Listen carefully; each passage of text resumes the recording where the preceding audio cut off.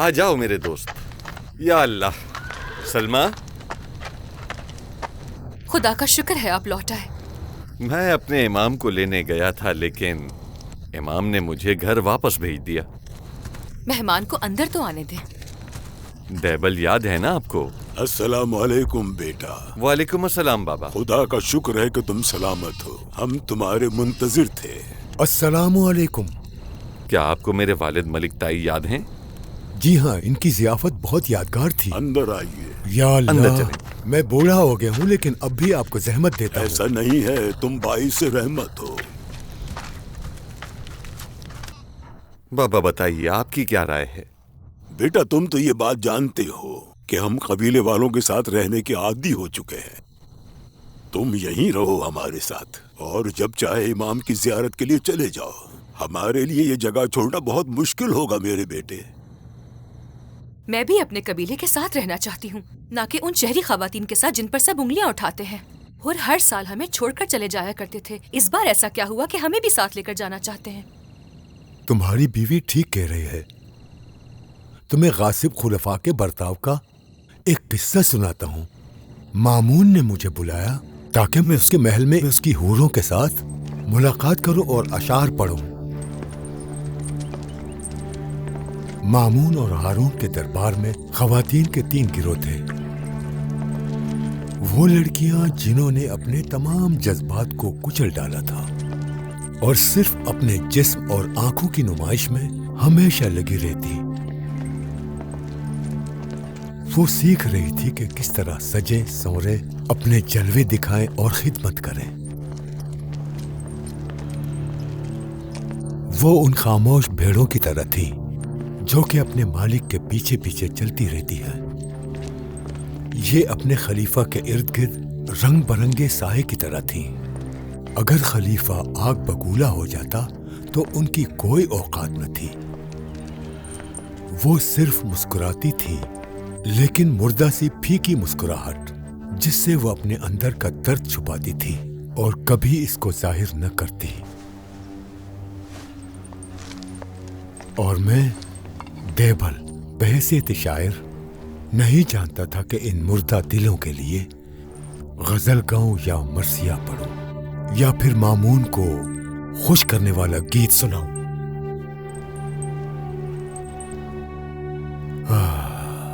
اے کاش شاعر کا وجود نہ ہوتا. اے کاش. میری آنکھوں نے وہ کیوں دیکھا جو لوگوں کو نظر نہیں آتا تھا. کھلی ہوئی آنکھ بھی خود ایک مصیبت ہے. اس کا بھی ایک درد ہوتا ہے. یہ ان کنیزوں کی حالت تھی جن کو ایک دوسرے سے کوئی حسد نہیں تھا، اور شاید ان کی سب سے بڑی ذمہ داری ناز و نخرے والی مسکراہٹ تھی. وہ کبھی ماں بن جاتی تھی جیسے خود مامون کی ماں، جو کھانا بنانے والی ایک کنیز تھی. ہارون اور اس کی بیوی زبیدہ کے درمیان جب جوئے میں ہارون ہار گیا تو اس کی بیوی زبیدہ نے اسے مجبور کیا کہ وہ باورچی خانے کی سب سے بدصورت کنیز مراجل سے تعلقات قائم کرے، جس کے نتیجے میں مامون وجود میں آیا. مراجل بچے کی پیدائش کے دوران مر جاتی ہے، اور ایسے میں قسمت کا ستارہ اس عورت کی بے عزتی سے اس طرح آگ بگولا ہو جاتا ہے کہ زبیدہ کے بیٹے امین کو باورچن کنیز کے بیٹے مامون کے ذریعے قتل کرا دیتا ہے. دربار کے مرد خیانت کی فکر میں ہوتے ہیں اور ان کی عورتیں یا تو بدلہ لینے کا سوچتی ہیں یا اپنے زیور آلات پر فخر محسوس کرتی ہیں تاکہ وہ اپنے شوہر کی خالی جگہ کو پر کر سکیں.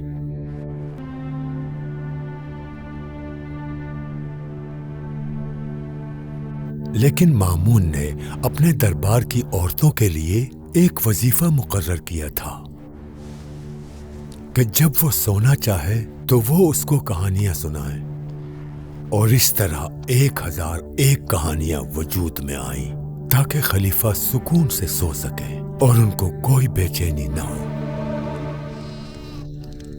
इस मलऊन और मकतूल खलीफा अमीन की बीवी को इसलिए बीवी बनाया गया कि वो अच्छा शेर कहती और पढ़ती थी।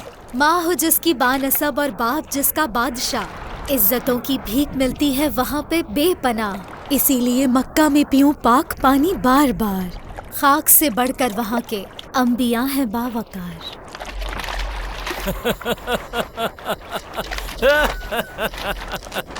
आखिर पकड़ ही ली, कितनी बड़ी मछली है ये। लग रहा है मुमलिकत की आप कर लिए हो इस्लाह। तुमने इन अशार से मेरा दिल जीत लिया आफरीन। लो पकड़ो।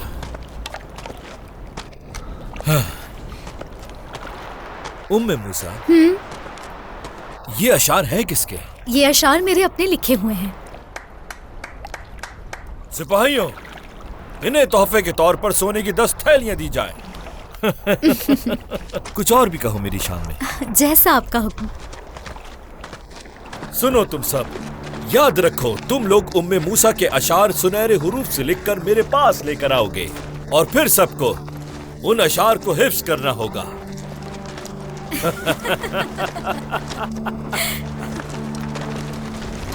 लेकिन अब्बासी खुलफा की औरतों में सबसे बरजस्ता अब्बासी खानदान की वो ज़हीन औरत है जिस पर इन्हें फख्र है, बल्कि बहुत ज्यादा फख्र है।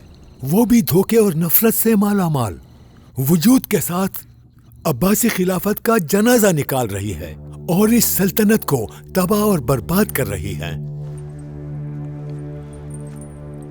वो हारून की बीवी और अमीन की मां जुबैदा को निहायत ज़हीन और चालाक औरत करार देते हैं। वो ऐसी औरत है जो नस्ब के लिहाज से इनके नजदीक बड़े मर्तबे और शरीफ नस्ब की हामिल थी और फहम व कमालात के लिहाज से भी अब्बासी औरतें और मर्द मुख्तलिफ मसाइल में इनसे रुजू करते थे और अपने मसाइल इनके सामने पेश करते थे। यहां तक कि हारून रशीद भी इससे काफी मुतासिर था। जुबैदा बनी अब्बास के दरमियान एक मिसाल बन गई थी। अगर बनी अब्बास फहम व शऊर और जहानत में किसी की मिसाल पेश करना चाहते थे तो सबसे पहले जुबैदा का नाम आता था। हारून के मरने के बाद इसके बेटे अमीन की खिलाफत का एक इम्तियाज यही जुबैदा थी। लेकिन खराब माहौल बहुत अच्छे इंसानों को भी घाट की गहराइयों में ले जाता है। वो अपने बेटे अमीन के आबा व अजदाद के हाशमी शजरे पर फख्र करती थी। इसीलिए उसने अपने बड़े और बेवकूफ मुशीर फजल बिन रबी के ताउन से मामून के खिलाफ अपने फर्जंद अमीन के खूब कान भरे, जो कि एक बावरचन माँ के रहम से पैदा हुआ था, और ऐसी बेजा बातें और दखल अंदाजी की कि दोनों भाइयों में जंग छिड़ गई। महल में तैयारी करो और हर अव्वल दस्ते के कमांडर और सिपाहियों को इनाम दो। इब्ने महान इस पे सख्ती ना करो। वो हारून रशीद का बेटा है, अगरचे मराजिल जैसी औरत का बेटा भी है, लेकिन खलीफा हमेशा उससे मोहब्बत करते थे, उस पर बहुत मेहरबान भी थे। मराजिल एक ऐसी कनीज थी जिसकी जान लेकर खुदा ने मामून पर एहसान किया है ताकि उसे जिल्लत का एहसास न हो। उस पर यह रुसवाई उस वक्त आई जब उसकी वालिदा का इंतकाल हो गया था।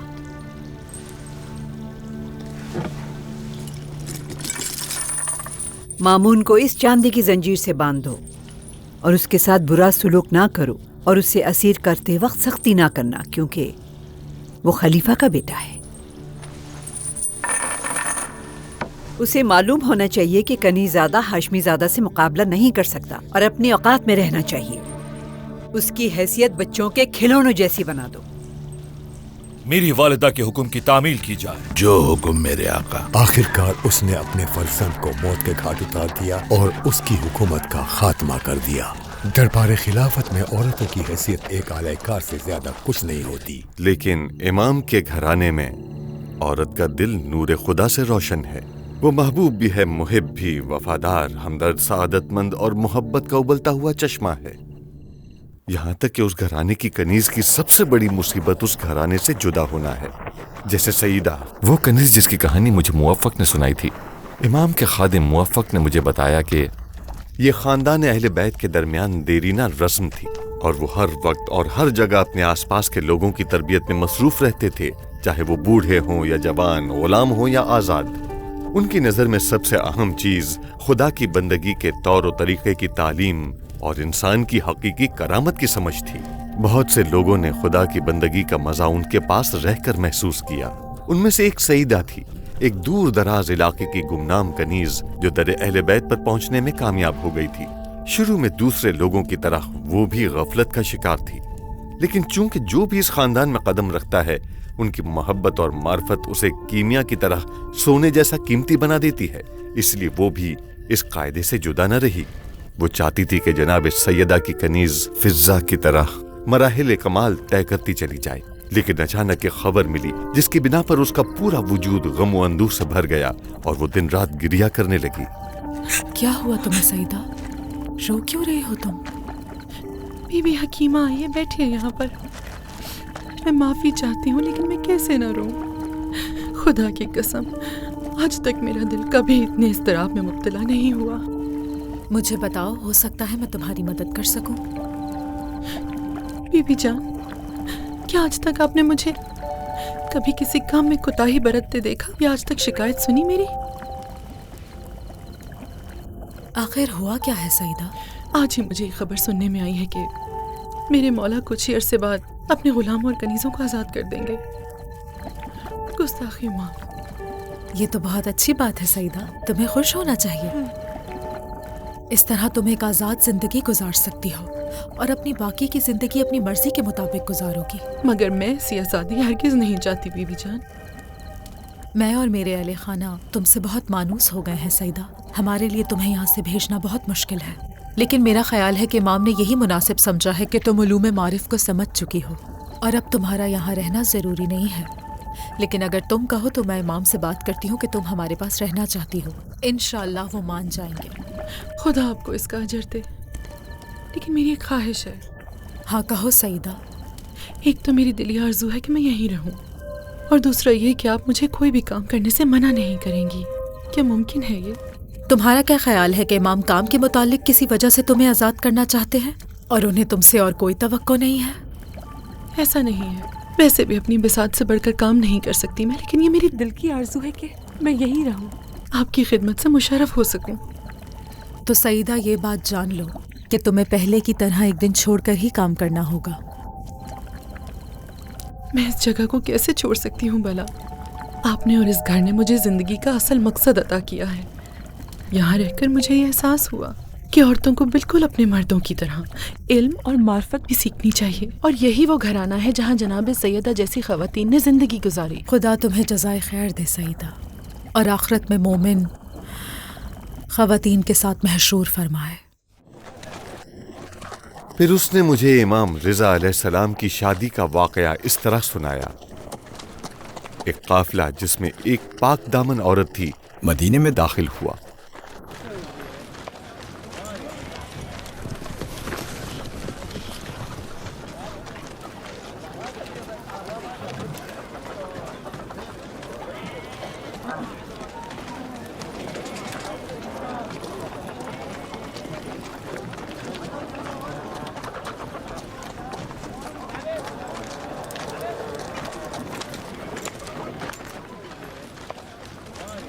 بار الہا، جس طرح تو نے جناب حاجرہ کو غیروں کی غلامی سے نجات دلا کر بلند مقامات تک پہنچایا، یہاں تک کہ وہ جناب ابراہیم کی زوجہ بن گئیں، اور تو نے انہیں جناب اسماعیل جیسی اولاد عطا کی، اور جس طرح تو نے ماریہ قبطیہ کو فرزند پیغمبر جناب ابراہیم کی ماں کا شرف بخشا، مجھے بھی ایسا فرزند عطا فرما جس کے ذریعے مجھے ماں بننے کا شرف حاصل ہو جائے، اے نہایت مہربان اور بخشنے والی ذات۔ خدا نے تمہاری دعا کو قبول کر لیا ہے، اے موفق۔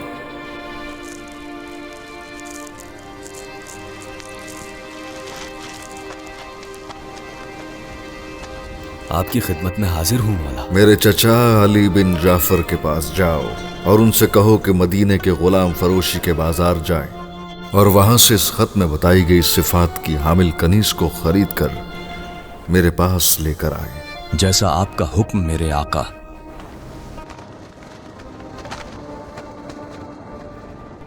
موفق نے مجھے امام جواد علیہ السلام کی شادی کا قصہ بھی سنایا۔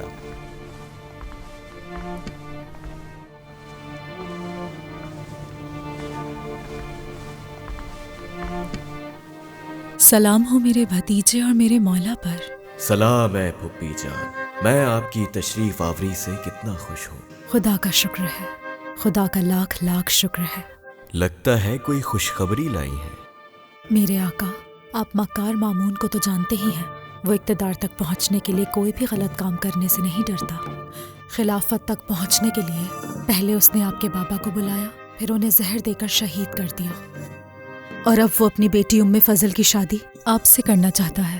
مجھے ڈر ہے اس میں کوئی سازش نہ ہو، لہٰذا میری درخواست ہے شادی کے بارے میں سوچیں۔ تو آپ میری شادی کرنے کا ارادہ رکھتی ہیں؟ اے میرے بھتیجے، میں آپ پر قربان جاؤں۔ اگر آپ مناسب سمجھے تو بنی ہاشم، جہاں پر عقل مند اور دیندار خواتین موجود ہیں، ان میں سے کسی ایک کا انتخاب کر لیجئے تاکہ ہم اس بابرکت کام کے لیے قدم بڑھائیں اور انشاءاللہ شادی کی تیاریاں کریں۔ میرے آقا، میرے ساتھ آئیے پھپھی جان۔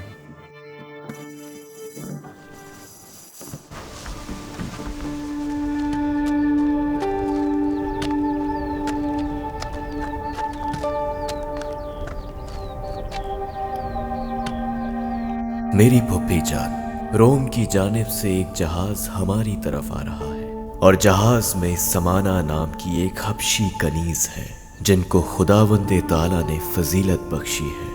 جب وہ مدینے پہنچیں گی اور خدا کی مرضی سے وہ ہمارے گھر آئیں گی تو میں ان سے شادی کروں گا، اور مجھے بہت جلد ان سے ایک بیٹا علی ہادی نصیب ہوگا جو میرا جانشین اور وارث اور میرے بعد امام ہوگا۔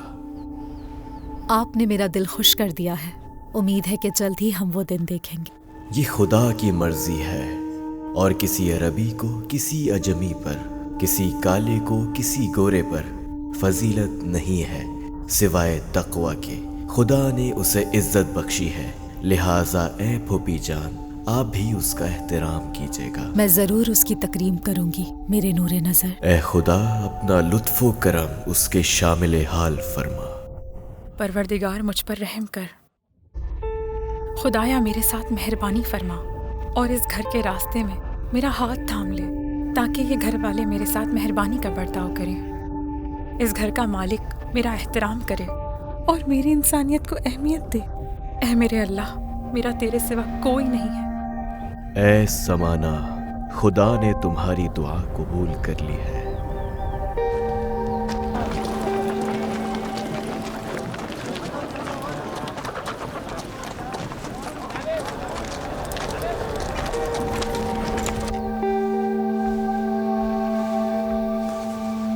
سمانہ، خدا نے تمہیں عزت بخشی ہے، اور اب میں تمہیں آزاد کرتا ہوں، اور میں خدا اور اس کے رسول کی سنت کے مطابق تم سے شادی کرنے جا رہا ہوں۔ خدا جلد ہی تمہیں ایک بچہ عطا کرے گا جو میرے بعد لوگوں پر خدا کی حجت ہوگا، اور وہ ہمارے قائم مہدی آل محمد کا جد ہوگا۔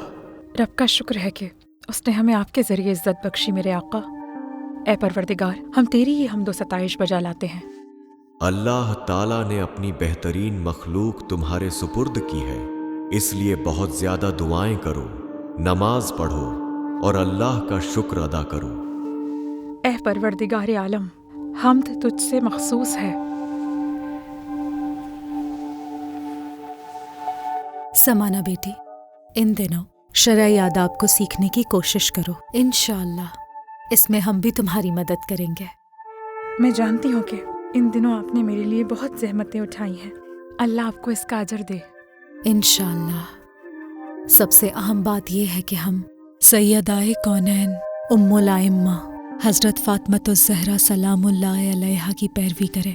وہ سب کے لیے، خاص کر ائمہ اطہار کے لیے نمونۂ عمل ہیں۔ وہ اپنی مختصر زندگی کے دوران اپنے پورے وجود کے ساتھ نبی کریم کی پیروی کرتی تھیں اور ہر لحاظ سے پیغمبر کا اتباع کرتی تھیں۔ اور خواتین کے لیے آپ پیغمبر کی ترجمان تھیں۔ اس طرح مجھے سمجھ میں آیا کہ ہمارے گھر کی عورتیں ویسی نہیں ہیں جیسا میں سوچتا تھا۔ میں صاف غفلت میں تھا، لیکن جس کہانی نے سچ میں ہمیں ہلا کر رکھ دیا وہ ایسی خاتون کی کہانی ہے جس کا نام ہم سب نے سنا ہے، یعنی جناب معصومہ سلام اللہ علیہا، امام رضا علیہ السلام کی بہن۔ اے میری بہن فاطمہ معصومہ، آپ کی ایک عظیم ذمہ داری ہوگی اور ان قریب آپ کو جناب زینب کی طرح طولانی سفر کی زحمت برداشت کرنا ہوگی تاکہ ہمارے جد امجد امام صادق علیہ السلام کی پیشین گوئی پوری ہو سکے۔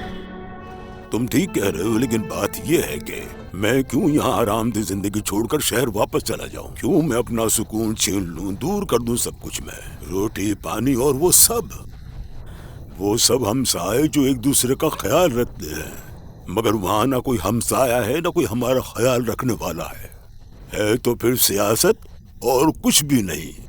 وہاں تو سب بیسول بھی ادا کرتے ہیں، اور دوسری بات تم تو ایک جنگجو تھے جو دوسرے مظلوموں کے لیے لڑتے تھے، تو پھر ایسا کیا ہوا کہ تم اس جماعت میں شامل ہو گئے اور تم نے تلوار میان میں رکھ دی؟ یہ سب کیا ہے؟ اگر تم ہماری خوشی چاہتے ہو تو قبیلے میں لوٹ آؤ اور اپنے والد اور بیوی کی خدمت کرو، اس کے علاوہ میں تم سے اور کچھ نہیں کہوں گا۔ درست کہا بابا جان، یہاں سب لوگ ہمیں جانتے ہیں اور ہماری مدد کرتے ہیں، ہر مشکل میں ہمارا ساتھ دیتے ہیں۔ کیوں ہم یہاں کی سادہ اور آرام دہ زندگی چھوڑ کر کسی ایسی جگہ چلے جائیں جہاں معلوم نہیں ہمارے ساتھ کیا ہوگا؟ صحیح کہا انہوں نے، آپ کی فکر مندی بالکل بجا ہے، لیکن وہ خاندان ایسا نہیں ہے جیسا آپ نے کہا۔ میں اپنی باتیں ثابت کرنے اور آپ کے جواب کے لیے ایک قدیمی اور دردناک واقعہ سناتا ہوں۔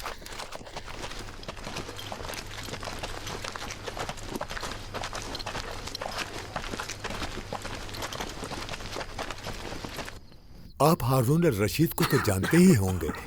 بالکل۔ کیا آپ کی نظر میں اس جیسا کوئی طاقتور بادشاہ گزرا ہے؟ اللہ کی قسم ہرگز نہیں۔ یہ وہی شخص تھا جو اس بات کا سبب بنا کہ میں باوجود اس کے کہ جوانی میں اپنے بیٹے حر کی طرح ظالموں کا مخالف تھا، اپنی تلوار نیام میں رکھ کر اپنے قبیلے میں لوٹ آیا۔ ہارون اتنی بڑی حکومت اور طاقت کے باوجود صرف ایک شخص سے ڈرتا تھا، اور وہ تھے امام جواد کے دادا امام موسیٰ کاظم۔ وہ کیسے؟ ہارون کی اولاد میں خلافت کے لیے اس کے دو بیٹوں مامون اور امین کا نام زیادہ لیا جاتا تھا۔ مامون ہوشیار اور سیاست مدار تھا اور برمکیوں کا تربیت یافتہ تھا، لیکن اچھے نسب کا حامل نہیں تھا۔ وہ ایک باورچن کنیز کا بیٹا تھا۔ حکومت حاصل کرنے کے لیے مامون کے دماغ میں کئی نقشے تھے۔ وہ بہت کتابیں پڑھتا تھا، جیسے قدیم یونان اور ہندوستان کے مہاراجاؤں کے قصے۔ خاص کر وہ پنچ تنتر کو بہت زیادہ پڑھتا تھا تاکہ سیاست کے اصول اور اپنے حریفوں کو مات دینے کے لیے مختلف طریقے سیکھے۔ مامون کو معلوم تھا کہ اس کے مددگار اہل خراساں ہیں، اور وہ یہ بھی جانتا تھا کہ برمکیوں کے تربیت یافتہ ذہین وزیر فضل ابن سہل سے کس طرح کام لیا جائے۔ امین ہارون کا دوسرا بیٹا تھا۔ اس کا حسب و نسب اچھا تھا اور بنی عباس بھی اس کے حامی تھے، لیکن اس میں سوجھ بوجھ اور سیاست نہیں تھی۔ لیکن امام کاظم علیہ السلام سے، جو کہ حر کو زندگی بخشنے والے انسان کے دادا تھے، سوجھ بوجھ اور نسب دونوں کے لحاظ سے بھی اور لوگوں کے درمیان محبوبیت کے حساب سے بھی ہارون سے برتر تھے۔ خاندان بنی ہاشم کا ہونے کی بنا پر وہ اہل عرب سے بھی قریب تھے، اور دوسری طرف فضل بن ربی کے تجربے بھی ان کے لیے اہم تھے، جو برامکا کا مخالف اور حریف تھا۔ ہارون اس بات کی طرف متوجہ ہوا کہ امام کاظم علیہ السلام محبوبیت، تبلیغ اور مکتب اہل بیت کی ترویج کی وجہ سے اس کے لیے خطرناک ہے۔ اگر صورتحال یہی رہی تو ممکن ہے لوگ اس کے مخالف ہو جائیں گے۔ دوسروں کا قیام، یہاں تک کہ فاطمی سادات کا قیام چونکہ منظم نہیں تھا اور ان کے پاس باقاعدہ کوئی منصوبہ تھا، اس لیے ان کے اقدامات کی بنیاد صرف ان کے جذبات اور غصہ تھا، اس لیے کچھ کر نہیں پا رہے تھے۔ لیکن امام کاظم علیہ السلام دانا اور صاحب تدبیر تھے، لوگوں سے رابطے میں رہتے تھے، اور یہ ہارون کے لیے خطرناک تھا۔ اس طرح حکومت ان کے دونوں بیٹوں کو ملنے والی نہیں تھی۔ اس لیے اس نے کوشش کی کہ امام کو نظر بند کر دے، لیکن وہ اس بات سے غافل تھا کہ امام نے ایک گروہ تیار کر لیا ہے جس کے ذریعے سارے کام آسانی سے انجام پا سکتے تھے۔ یہ امام کے ان وکیلوں کا گروہ تھا جو راتوں میں مخفی طور پر کام کرتے تھے، اور وہ اصحاب بھی تھے جو لوگوں کی تعلیم و تربیت میں آپ کے جانشین تھے۔ دربار کے اندر بھی عرب و عجم کے درمیان اقتدار کی جنگ چل رہی تھی، جن میں سے ایک کا سربراہ فضل بن ربی اور دوسرے کا سربراہ پہلے برام کی اور پھر فضل بن سہل تھا۔ ہارون نے اپنے دونوں بیٹوں کی حکومت کے لیے ماحول تیار کرنے کے خیال میں امام کاظم علیہ السلام کو فضل بن ربی کے گھر میں قید کر دیا۔ امام کا نفسیاتی اثر اور اعتقادی اثر اور ان کی ولایت پر ایمان اتنا پھیل چکا تھا کہ ہارون کی زوجہ زبیدہ اپنے بیمار بیٹی کی شفا کے لیے فضل بن ربی کے گھر گئی تاکہ امام سے اپنے بیٹے کی شفا یابی کے لیے دعا کی درخواست کرے۔ وہ جانتی تھی کہ وہ اللہ کے ولی ہے اور ان کی دعا ضرور قبول ہوگی۔ ہارون اس بات کی طرف متوجہ ہوا کہ حکومت اس کے دو بیٹوں تک پہنچے، خود اس کی حکومت خطرے میں ہے، چنانچہ اس نے امام کو شہید کرنے کا فیصلہ کیا۔ امام کاظم علیہ السلام کو سندھی بن شاہق نامی یہودی کے حوالے کیا اور اس نے انہیں اپنے قید خانے میں رکھا جو تاریک کوٹری کی طرح تھا، اور کچھ عرصے بعد زہر کے ذریعے شہید کر دیا۔ ہارون اتنا کینہ پرور تھا کہ اس نے فیصلہ کیا کہ امام کی تشییع جنازہ بھی ذلت اور رسوائی کے ساتھ ہو، لیکن سلیمان ابن جعفر جو کہ عباسی خاندان کا بڑا اور امام کاظم علیہ السلام کا دوست بن گیا تھا، اس نے ایسا نہیں ہونے دیا۔ اے بغداد کے لوگوں، رافضیوں کے امام موسیٰ بن جعفر کا انتقال ہو گیا ہے۔ آؤ دیکھو کہ موسیٰ بن جعفر کا انتقال ہو گیا ہے، اور رافضیوں کا خیال ہے کہ ان کو موت نہیں آئے گی۔ خلیفہ بغداد والوں سے چاہتا ہے کہ وہ خود گواہی دے کہ وہ مر گئے ہیں۔ تم کیوں کھڑے ہوئے ہو؟ اپنی میانوں سے تلواریں نکالو اور اپنے امام کے جنازے کو ان کے ہاتھوں سے چھین لو۔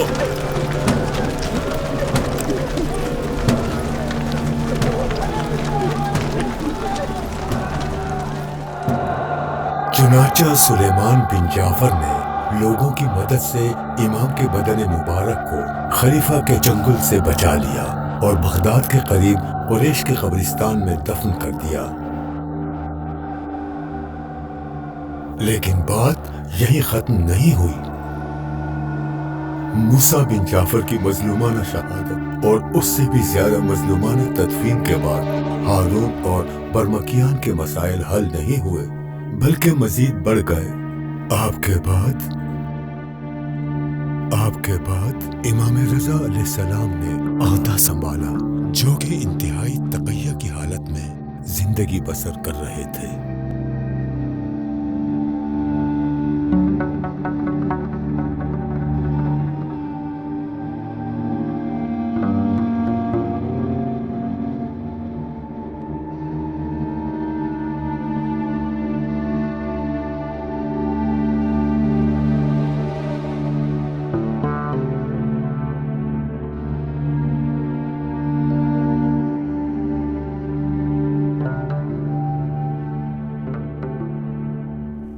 بار الہ، کیسی عظیم مصیبت ہم پر نازل ہوئی کہ تیرا عظیم بندہ اور زمین پر تیری ہدایت کا نور تیرے دشمنوں کے ہاتھوں زہر سے شہید ہو گیا۔ اے خدا، میں تیرے حضور میں شکایت کرتا ہوں کہ ان کو قید خانے کی غربت میں ان کے چاہنے والوں سے دور زہر کے ذریعے انہیں شہید کر دیا گیا۔ خدایا، میں تجھ سے ظالموں اور سخت دل لوگوں سے انتقام لینے کا طلبگار ہوں۔ آمین یا رب العالمین۔ امام رضا علیہ السلام اور ان کے ساتھیوں کے لیے یہ مشکل وقت تھا، کیونکہ انہوں نے اہل بیت اور ان کے اصحاب کے لیے حالات سخت کر دیے تھے، اور ہارون واقفیہ فرقے والوں کو موقع دیتا تھا تاکہ وہ لوگ امام کو اور بھی زیادہ پریشان کریں۔ لیکن آسانیوں کے دن بھی ضرور آئیں گے۔ میرا سوال یہ ہے کہ اس خاندان کی بربادی پر اتنا اصرار کیوں ہے؟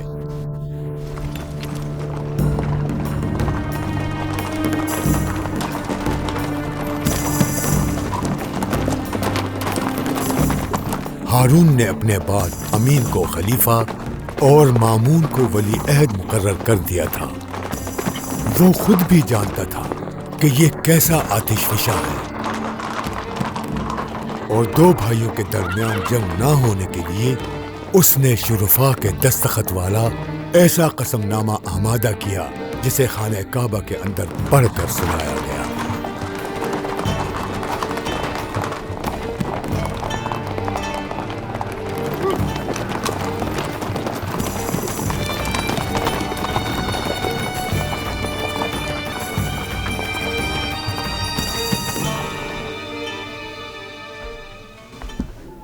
سلام علیکم۔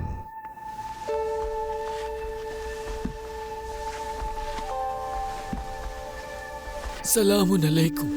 سلام علیکم۔ سلام علیکم۔ سلام علیکم۔ سلام علیکم۔ سلام علیکم۔ سلام علیکم۔ سلام علیکم۔ سلام علیکم۔ سلام علیکم۔ درود و سلام ہو آپ پر، اے ہمارے جد بزرگوار، جس دن آپ دنیا میں آئے اور جس دن آپ نے رحلت فرمائی اور جس دن آپ کو زندہ کیا جائے گا۔ خدایا رسول خدا اور میرے پاک اجداد کی شفاعت ہمیں نصیب فرما اور ہم کو ان کے ساتھ محشور فرما یا ارحم الراحمین۔ اے میرے مولا و آقا، اے میرے جد بزرگوار، آپ جانتے ہیں کہ ہارون نے کیا کیا ہے اور اس کے ہاتھ کس قدر ہمارے خون سے رنگے ہیں۔ اے معبود، ہم پر نجات کا راستہ کھول دے یا ارحم الراحمین۔ اہل بیت کو اذیت دینے والے کی سزا کیا ہے؟ میرے جد رسول خدا نے فرمایا، اللہ اور رسول کا غضب ان لوگوں پر شدید ہوگا جو میری ذریت کا خون بہا کر مجھے تکلیف پہنچائے، اور آپ نے یہ بھی فرمایا، افسوس ان لوگوں پر جنہوں نے میرے اہل بیت پر ظلم کیا، وہ کل بروز قیامت جہنم کے آخری طبقے میں منافقین کے ساتھ ہوں گے۔ آپ سب پر اللہ کی رحمت ہو۔ فی امان اللہ۔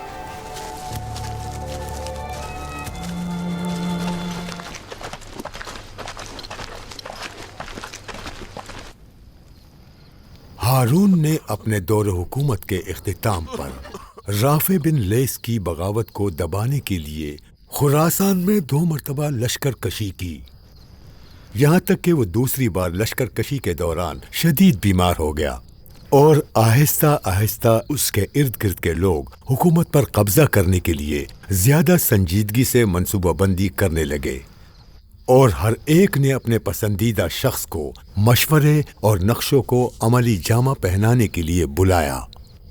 میرے سردار مامون کی عمر طویل اور بابرکت ہو۔ تیرا شکر گزار ہوں ابن سہل۔ دراصل ہم ایسے حالات سے گزر رہے ہیں جس کے لیے ہمیں احتیاطی تدبیر کرنا بہت ہی ضروری ہے۔ تم صحیح کہہ رہے ہو،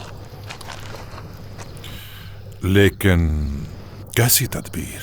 اپنے والد کے ساتھ سفر پہ جانے کے لیے میرے اصرار کی وجہ یہی تھی۔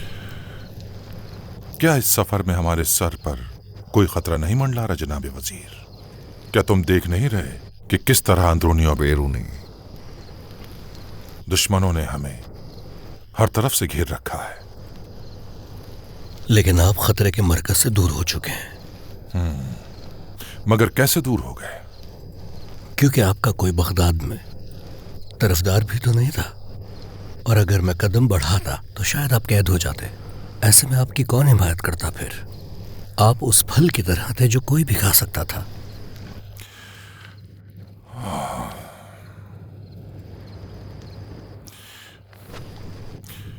بالکل ایسا ہی ہے وزیر، لیکن خراسان میں صورتحال تھوڑی مختلف ہے۔ شاید آپ کو یہ معلوم ہو کہ آپ اس خراسانی جماعت کے بزرگ ہیں جسے ذرہ برابر بھی کوئی نقصان نہیں پہنچا سکتا۔ تو پھر ہمیں کیا کرنا چاہیے؟ میں نے کچھ ایسے اہتمام کیے ہیں جو آپ کی حفاظت کے لیے مفید ہیں۔